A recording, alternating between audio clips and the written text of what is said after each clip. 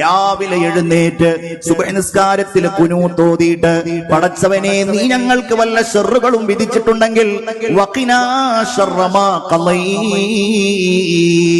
തന്റെ ജോലി തേടിയിട്ട് ഓട്ടോയിൽ കയറി ഡ്രൈവ് ചെയ്ത് പോകുമ്പോ, തന്റെ പണിയായുധങ്ങൾ എടുത്തുകൊണ്ട് ജോലി സ്ഥലത്തേക്ക് പോകുമ്പോ, താൻ തന്റെ ഹോട്ടലിൽ തയ്യാറാക്കാൻ വേണ്ടി പോകുന്ന ഭക്ഷ്യസാധനങ്ങളുടെ കാര്യങ്ങൾ കൈകാര്യം ചെയ്യാൻ വേണ്ടി പോകുമ്പോ, അതിലൂടെ തനിക്ക് ലഭ്യമാകാനുള്ള വരുമാനത്തിൽ അല്ലാഹു റബ്ബുൽ ഇസ്സത്തിനെ മാത്രം നിങ്ങൾ തവക്കുലാക്കിയിട്ട് കാര്യങ്ങൾ നിങ്ങൾ കൈകാര്യം ചെയ്യുകയാണ് എങ്കിൽ മുഅ്മിനീങ്ങളെ റസൂലുള്ളാഹി പറയുകയാണ്, തുർസഖൂന കമാ തുർസഖുത് തുയൂർ.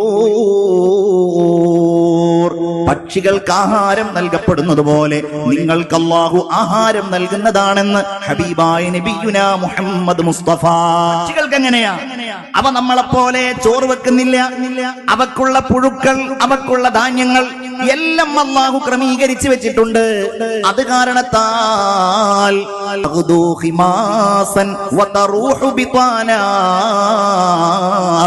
പ്രഭാതത്തിൽ കൂടുകളിൽ നിന്ന് ഒട്ടിയ വയറുമായിട്ട് ഇറങ്ങുന്ന ആ പറവകൾ വൈകുന്നേരം കൂടുകളിലേക്ക് മടങ്ങുന്നത് നിറവയറായിട്ടാണ്.